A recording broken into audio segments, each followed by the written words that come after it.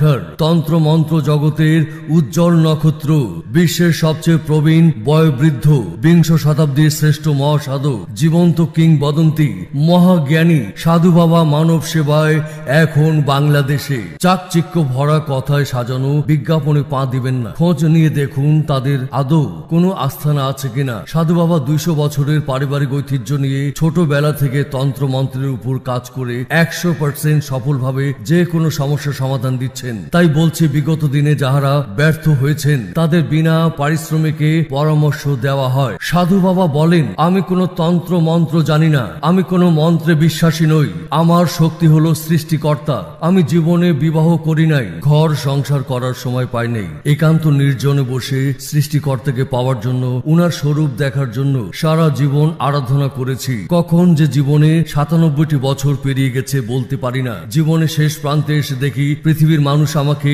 মহাশক্তিধর সাধু বাবা বলে। আবার বলে আমি তন্ত্রে মন্ত্রের সম্রাট, মুখে যা বলি তাহাই নাকি হয়ে যায়। আসলে সৃষ্টিকর্তার সৃষ্টি কোনো মানুষ শরণাপন্ন হলে আমি সৃষ্টিকর্তার শরণাপন্ন হই। আমার জীবনে নিজের জন্য সৃষ্টিকর্তার কাছে কিছুই চাইনি, কারো জন্য চাইলে উনি বিমুখ করেন না। সাধু বাবার তন্ত্র মন্ত্রের গুণে অনেক পুরুষ মহিলা ধন সম্পদের মালিক হয়েছেন। আপনিও সেই সৌভাগ্যবান হতে পারেন। জাপানের লটারি বিজয়ী মিজান চৌধুরী, সাইপ্রাসে লটারি বিজয়ী আসাদুজ্জামান খান, আবুধাবিতে লটারি বিজয়ী মোস্তফা জামান, বাহরাইনে লটারি বিজয়ী খায়রুল হক, আমেরিকায় লটারি বিজয়ী আবু তাহের, মালয়েশিয়ায় লটারি বিজয়ী হয়েছেন নিজামুদ্দিন, কুয়েতে লটারি বিজয়ী হয়েছে তোফায়েল আহমেদ, দুবাইতে লটারি বিজয়ী হয়েছে সাদিয়া ইসলাম, সৌদি আরবে লটারি বিজয়ী হয়েছে জামিল চৌধুরী, ইতালিতে লটারি বিজয়ী হয়েছে হারুন ভুঁইয়া।